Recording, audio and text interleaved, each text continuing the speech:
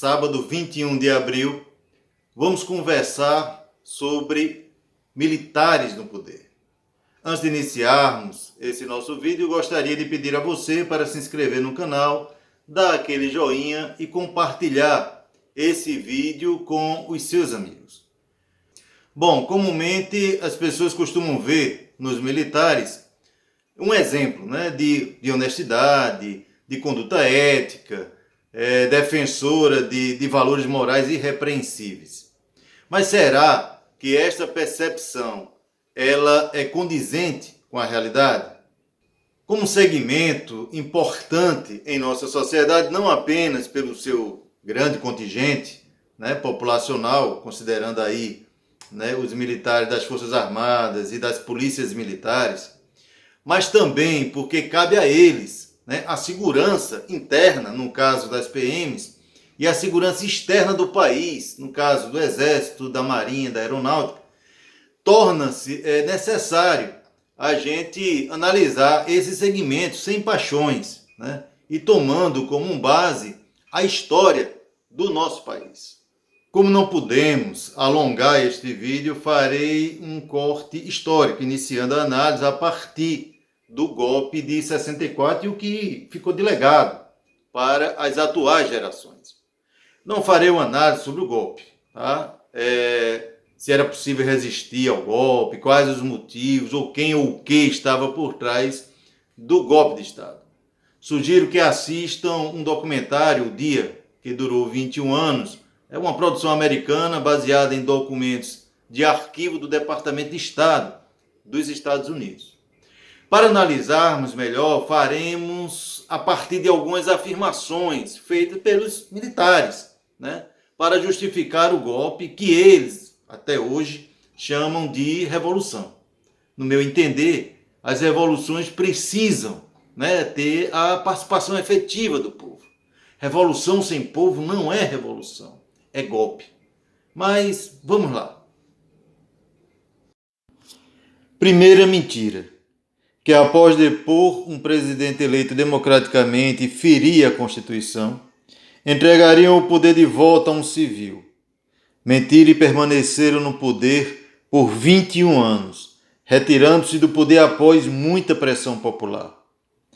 Segunda mentira, que eles eram o exemplo maior de patriotismo e que até criaram o lema Brasil, ame-o ou deixe-o. Com este lema prendeu, torturou, matou ou exilou milhares de brasileiros que, por pensar diferente, foram considerados inimigos da pátria. Censuraram os meios de comunicação e as produções artísticas. Fecharam os sindicatos, entidades estudantis de mulheres populares e proibiram manifestações contrárias ao governo.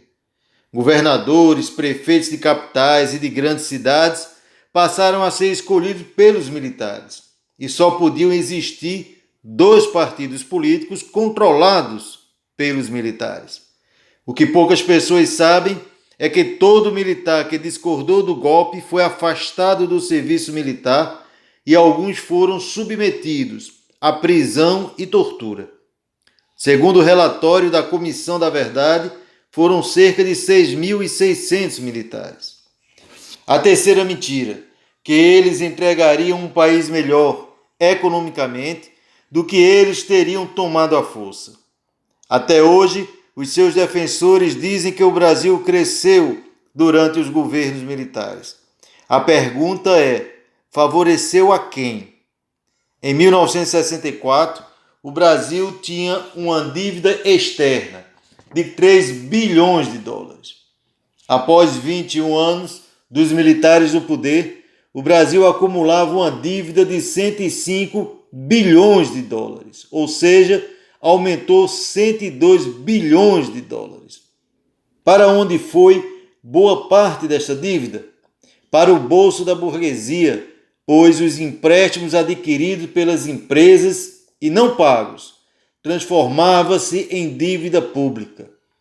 A inflação, que em 1964 era de 90,1% ao ano, passou em 1985 para quase 2.000% ao ano. o que corroía o poder de compra dos trabalhadores e impedia o crescimento do país. Quanto ao desemprego, não existem números confiáveis em 1964, mas em 85 era cerca de 40%.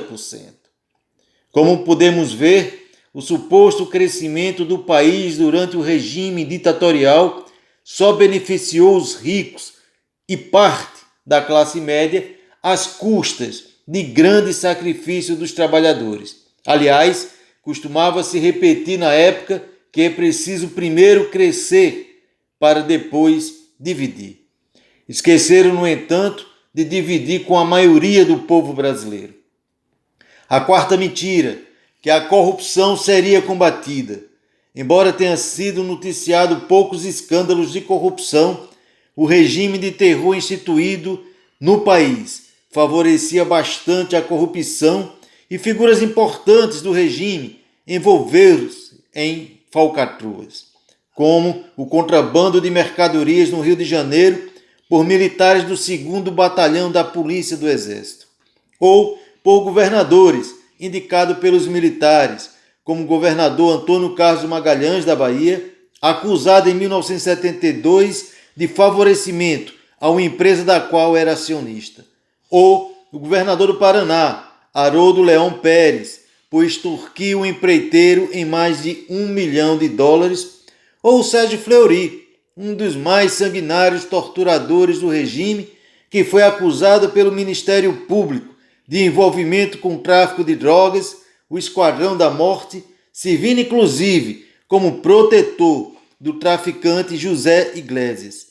Podíamos continuar citando outros casos, mas as redes sociais estão repletas de matérias tratando deste assunto.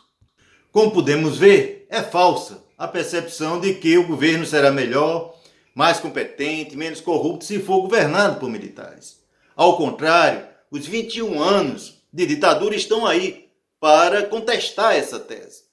Só com democracia, com instituições públicas com liberdade para fiscalizar as ações dos governantes, com imprensa livre e imparcial, com sindicatos e entidades representativas dos diversos segmentos sociais, livres e com transparência das ações e contas públicas, é possível combater a corrupção e os maus feitos dos governantes e representantes do poder instituído.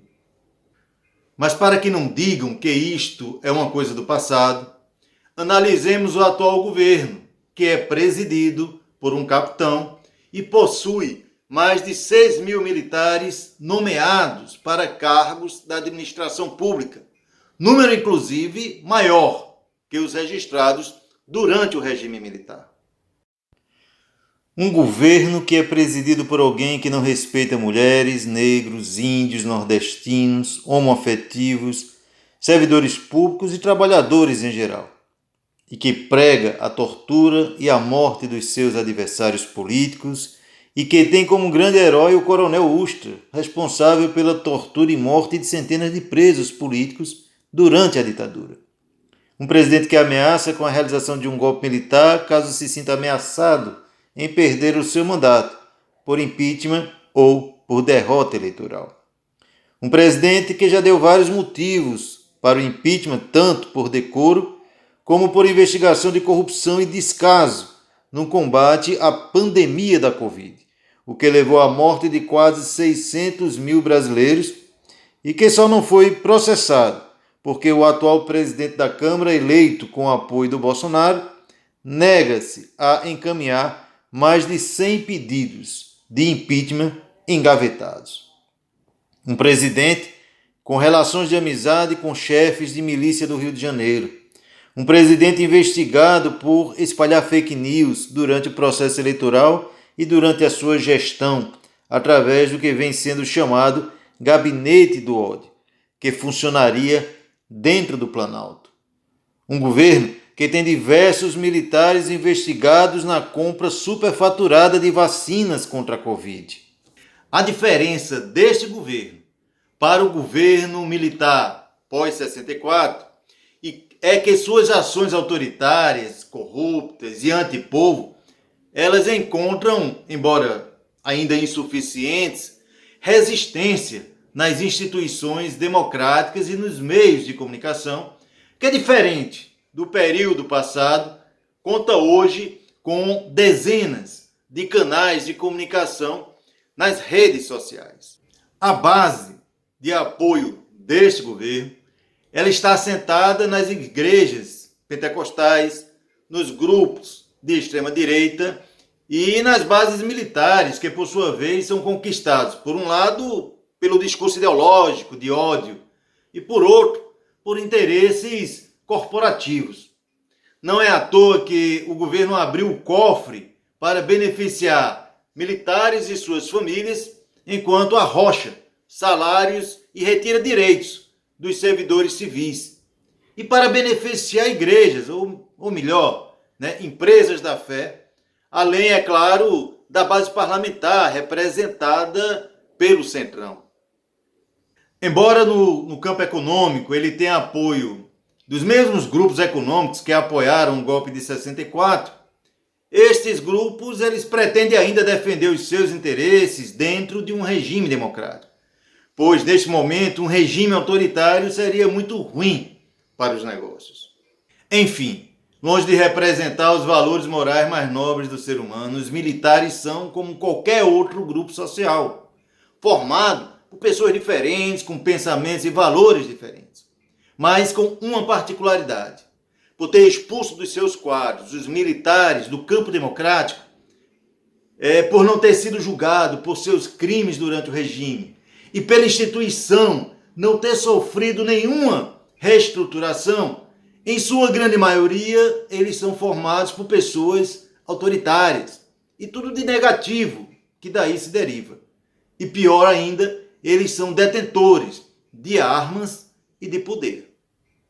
Se nós queremos construir uma democracia de verdade, só tem uma forma: transparência total das ações e das contas públicas, além da participação direta da população em todas as instituições e instâncias de poder público, inclusive a militar. Quanto mais fechada a participação popular e menos transparente for a instituição, mais autoritária, ineficiente e corrupta será a instituição, seja ela civil ou militar. Para construirmos um país melhor para todos, não precisamos de mais militares, precisamos de mais democracia. Essa deve ser a nossa luta. Bom, eu vou ficando por aqui. Se você gostou do vídeo, dê um like, compartilhe com seus amigos. E se você quiser nos apoiar e assistir outros vídeos do canal, inscreva-se. Não se esqueça também de fazer um comentário e até sugerir um tema para o próximo vídeo. Um grande abraço e até o próximo sábado.